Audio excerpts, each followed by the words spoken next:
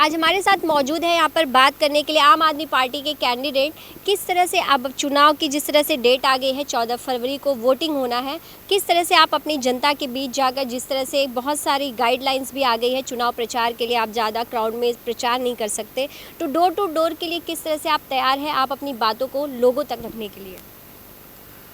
एक तो यह है कि आम आदमी पार्टी का जो अपना यूनिट है बेनाउलिम का, हम लोग ने तो ऑलमोस्ट अभी 32 बूथ्स, 40 बूथ है, उसमें से 32 बूथ्स का तो डोर टू डोर हम लोग ने कंप्लीट कर चुके हैं। मतलब मेरे साथ एज अ कैंडिडेट 32 बूथ्स में मैं खुद पैदल चल के क्लोज टू 5000 हाउसेज मैंने आज कवर किए हुए हैं ऑलरेडी। वन डे नहीं, हम लोग ने तो मेरा डोर टू डोर तो मेरा कैंपेन तो चालू हुआ था क्लोज टू अराउंड नवंबर 16 या 17 को चालू हुआ था।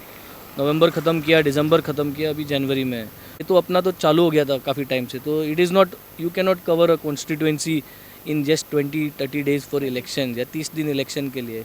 कौन सा कैंडिडेट आराम से जाके बात करके लोगों से, तो मैंने तो टाइम दिया हुआ लोगों से।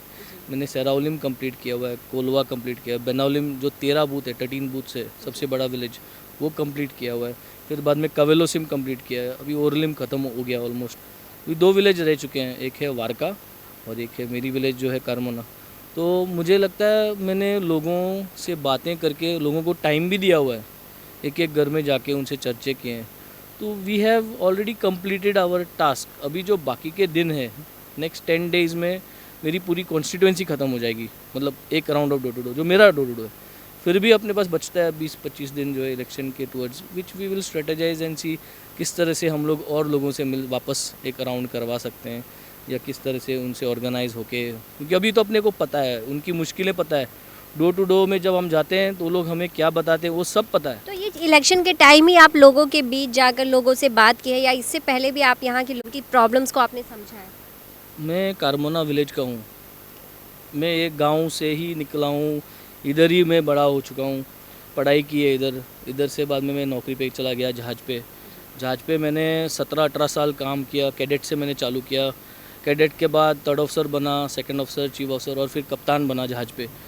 तो लोगों से तो मिलना जुलना तो हमेशा रहता ही था। अभी जब मैं पॉलिटिक्स ज्वाइन हुआ 7 साल हो गया, 7 साल से सारे लोग मुझे जानते हैं, ना कहीं बेनाउलिम के लोग ही नहीं, नॉट ओनली बेनाउलिम कॉन्स्टिट्यूंसी, पूरे गोवा के लोग मुझे पहचानते हैं अभी। इसलिए क्योंकि जो हम लोग ने काम किया पार्टी की तरफ से, पार्टी का जो काम हम लोग ने कोने कोने गोवा में हम लोग पहुँचाए, तो people do know me. Plus constituency में तो अभी 3-4 साल से लगातार, पिछला इलेक्शन हारने के बाद आम आदमी पार्टी का जो फुटप्रिंट हम लोग ने बेनाउलिम में डाल दिया, पूरे गोवा में डाल दिया, CZMP हुआ है, काफ़ी चीज़ें हुए, तो उसमें तो पार्टिसिपेट किया हुआ है। कोविड के टाइम पे बहुत सारे लोगों तक गए हुए हैं।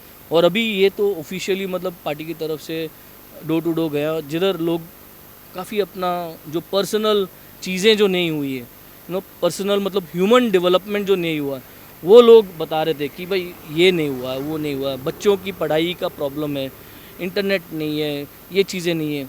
और सबसे दुख भरी बात ये है कि लोग बार बार यही बोल रहे थे, हम परेशान हैं प्रेजेंट लोकल MLA के, अब हम लोग परेशान हैं। और ये बोल रहे थे कि ये लोकल MLA आज TMC में चला गया, उन्होंने 50 करोड़ रुपीज़ TMC से लेके वो TMC में चला गया। इसलिए क्योंकि उसकी ज़रूरत ही नहीं थी। अगर उसके सेट वोट है तो वो NCP में रहे या जिधर चाहिए रहे, तो सेट वोट है। TMC में जाके उसको कहाँ नए वोट आने वाले थे। तो लोग बार बार यही बोल रहे थे कि वी आर फेड अप और हमें ये नहीं चाहिए, ये MLA अभी हमें नहीं चाहिए, क्योंकि वो 50 करोड़ लेके TMC में गया। आपको इस बात की कैसे पता है कि 50 करोड़ लेकर ही TMC में गया? 32 बूथ्स, 5000 घर डोर टू डोर कवर किया हुआ है। 5000 घर का 10% लोग अगर बोलते हैं तो it is a big number. तो नंबर लोगों से ही आया हुआ है। अगर मैं जो बोल रहा हूँ और जो लोग बोल रहे हैं वो गलत है, तो फिर गलत लोग बोल रहे, इतने लोग कैसे गलत बोलेंगे? अगर पैसे लिए हुए हैं तो मतलब किधर से तो बात निकली ही होगी ना। तो मैं क्यों बोलूँ? लोग बोल रहे हैं कि 50 करोड़ लिए हैं तो लिए होंगे। आपने बहुत सारी प्रॉब्लम्स को बताई जो लोगों ने आपको बताया है, तो उस प्रॉब्लम को दूर करने के लिए आप कितने तैयार हैं और क्या लगता है आम आदमी पार्टी कितने सपोर्ट के साथ आपको लोगों की प्रॉब्लम्स को दूर करने में आपकी हेल्प करेगी? बेसिक चीज़ें, लोगों की कोई बड़ी इच्छा नहीं है, लोगों की बेसिक चीज़ें आज बेसिक, जैसे बोलते हैं बच्चे स्कूल जाते हैं, हम बच्चे को स्कूल में क्यों पढ़ाते हैं? इसलिए पढ़ाते हैं ताकि ये लोग कुछ बन जाए। अभी माँ बाप को और बच्चे को ही पता नहीं है 8th standard, 9th standard, 10th standard में मेरा बच्चा क्या होएगा। 10th स्टैंडर्ड के बाद बच्चे को पता नहीं है मैं साइंस ले लूँ या कॉमर्स ले लूँ, पता ही नहीं है, मतलब गाइडेंस नहीं है। मैं ये कॉन्स्टिट्यूएंसी की ही बात कर रहा हूँ। तो ये चीज़ें करने के लिए कोई रॉकेट साइंस नहीं है। मैं वर्कशॉप्स करा दूंगा, 8th 9th 10th की मैं वर्कशॉप्स करा दूंगा। पहली बार बेनाउलिम का जो मैनिफेस्टो निकलेगा उसका वो मेरा प्रॉमिस रहेगा that I will create workshops for 8th 9th and 10th। बच्चों लोगों को परवरिश की मैं ऊपर उनको कैसे गाइडेंस करना है। हर एक बच्चे में एक वीकनेस होती है, एक स्ट्रेंथ होती है। ये माँ बाप को भी जानना ज़रूरी होता है, बच्चे को भी जानना ज़रूरी होता है। ये इंट्रोड्यूस करूँगा मैं। आर्टिफिशियल इंटेलिजेंस, हमारी तो आईटी पॉलिसी जो गोवा की है वो आज तक बराबर इम्प्लीमेंट नहीं हो चुकी है। आगे की जनरेशन आर्टिफिशियल इंटेलिजेंस, आज की तारीख में जो एमएलए बैठा हुआ है उसको पता ही नहीं होएगा आर्टिफिशियल इंटेलिजेंस क्या है। तो this is what I am going to introduce. 5 साल में अगर हम लोग ने ये 10% भी मैं जो बोल रहा हूँ ना वो मैंने अचीव कर दिया तो आई थिंक मैं पुण्य पा कर लूँगा। आई विल अचीव सेटिस्फैक्शन में ये कर लूँगा। अपनी असेंबली की जनता पर, गोवा की इस जनता पर आपको कितना ट्रस्ट है? क्या लगता है किस तरह से उनका ट्रस्ट आपके दिल होता हुआ मिलेगा और आपको लगता है कि आप यहाँ पर आज चुन कर आएंगे लोगों को और लोग आपको काम करने का मौका देंगे? मैं ये कहूँगा कि आज कोविड में बेनाउलिम कॉन्स्टिट्यूंसी में जितने भी लोग मरे हैं वो एमएलए की वजह से मरे हैं। क्यों? एज अ एमएलए ने रिस्पॉन्सिबिलिटी लेना चाहिए था। He should have taken responsibility की प्रत्येक गांव 7 विलेजेस है, 7 विलेजेस में मैं एम्बुलेंस रेडी करूंगा, मैं बैकअप डॉक्टर रेडी करूंगा। किसी को भी कोविड हुआ है मैं गाड़ियां रेडी करूंगा, उसको पहुंचाना है, उसकी तबीयत की चेक करना है। It is not difficult. हम लोग ने हेल्पिंग हैंड्स करके एक हेल्पलाइन नंबर से गुड 400-500 लोगों को हम लोग ने टच किया हुआ है।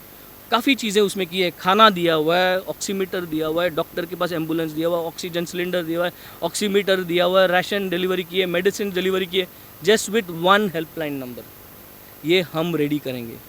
3rd वेव आ रहा है, ये आम आदमी पार्टी करेगा, वेंजी वेगस ये सब कुछ रेडी करेगा कॉन्स्टिट्यूएंसी के लिए, जो उन्होंने हेल्पलाइन की तरफ से किया था।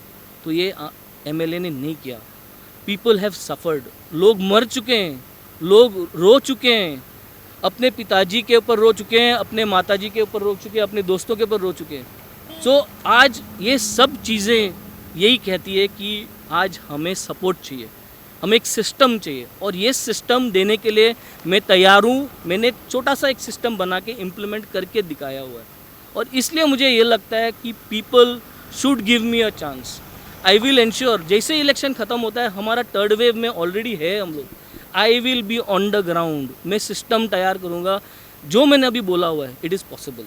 आई will make sure that maximum lives are save. ये इंटरेस्ट होगी, बाकी कुछ नहीं चाहिए लोगों को चाहिए कि मुझे अगर मेरी तबीयत ठीक नहीं है मुझे डॉक्टर के पास लेके जाओ, और डॉक्टर के पास लेके जाने के लिए फैमिली भी रेडी नहीं होती है क्योंकि कोविड होने के बाद। देखो सिंपल चीज़ें हैं, लाइफ इज़ वेरी इंपॉर्टेंट। ये वोटर का लाइफ है, मैं ये वोटर की लाइफ सेव करने के लिए आज मैं ये आगे बढ़ा हूँ और हम लोग ने बहुत सारे लाइफ सेव किए। हम लोग ने एक भी वीडियो नहीं लिया। जब हम लोग ने ऑक्सीजन सिलेंडर लिया, ऑक्सीमीटर दिया, एक भी फ़ोटो नहीं लिया। अगर ने लिए हैं तो उसको सोशल मीडिया में भी हम लोग ने अपलोड नहीं किया। Why? Because we value life, we respect life. हर चीज़ वोट के लिए नहीं होती है, दिल से भी चीज़ें जो होती है तो दिल से करते हैं। तो ये दिमाग में रखते हुए मुझे लग रहा है कि आम आदमी पार्टी को बेनाउलिम में चांस है।